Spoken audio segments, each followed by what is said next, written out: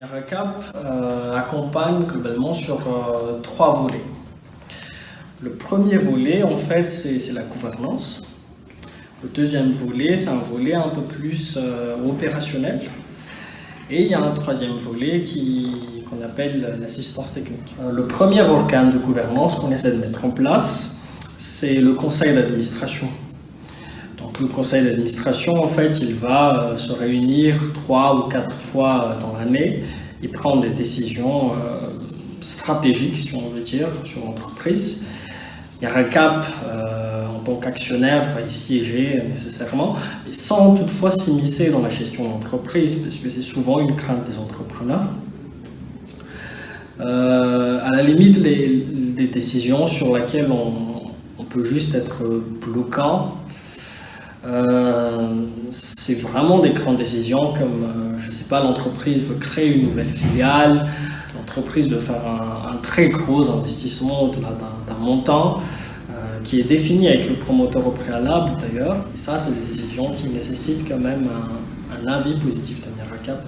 Mais à part ça, l'intérêt pour nous vraiment de faire du minoritaire, c'est justement de travailler avec un promoteur qui maîtrise son métier et qui sait ce qu'il fait. Néanmoins, au-delà de ça, il y a des promoteurs qui sont très ambitieux, qui veulent bien s'entourer. C'est le cas chez iRun, en fait, c'est une entreprise de développement informatique, mais qui a une deuxième activité qui s'appelle Smart Predict. C'est une plateforme d'intelligence artificielle qui a vocation à être déployée en mode SaaS. C'est des métiers un peu complexes sur lesquels il est intéressant d'avoir un avis tiers, en fait, qui connaît le métier. Donc, une fois qu'on a parlé de la gouvernance, il y a un accompagnement, en fait, sur un niveau un peu plus opérationnel. Cet accompagnement se matérialise par la présence des équipes d'investissement dans les entreprises. Ça peut aller du mensuel à l'hebdomadaire au quasi quotidien, sur des sujets variés et qui, in fine, sont à la carte selon les demandes du promoteur.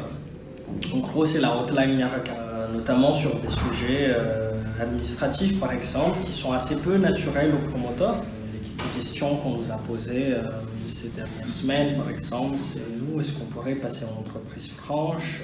Si oui, comment? Allô, on utilise, nous, cet outil-là de paiement. Est-ce que c'est un bon outil? Est-ce que c'est réglementaire? Ça peut être vraiment tout plein de sujets. Mais surtout, c'est gratuit.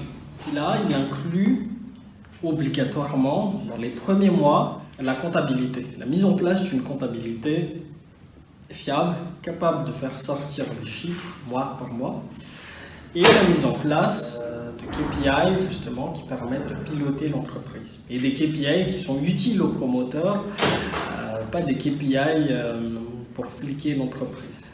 Et enfin, à un niveau un peu plus opérationnel, on essaie de faire des mises en relation.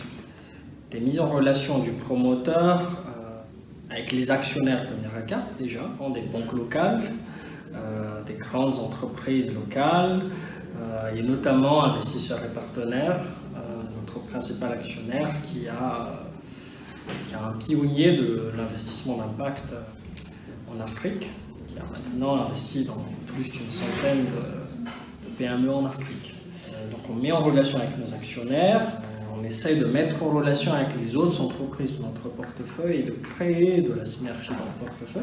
Et enfin, on met en relation avec les entreprises qu'on a vues et qu'on n'a pas encore financées, du moins pour l'instant. Enfin, il y a ce qu'on appelle l'assistance technique. Parce qu'en fait, malgré toute la bonne volonté de l'équipe à venir tous les jours dans les entreprises, on n'a pas le monopole du savoir et il y a forcément des sujets spécifiques qui nécessitent des compétences spécifiques, souvent des consultants qu'il faut payer. Et donc nous, ce qu'on fait, c'est qu'on cherche des subventions, souvent on les trouve, et des subventions qui nous permettent de financer justement l'émission de ces consultants-là sur ces sujets. Sur iRun, par exemple, on a lancé une mission d'audit juridique et fiscal de l'entreprise Non pas pour fliquer l'entreprise, hein, mais justement pour trouver les failles et entamer un plan d'action pour mettre l'entreprise dans les normes. Sur le cas d'une entreprise industrielle, par exemple, ça pourrait être de la certification ISO, par exemple. Donc voilà les 3 volets d'accompagnement de Miracap.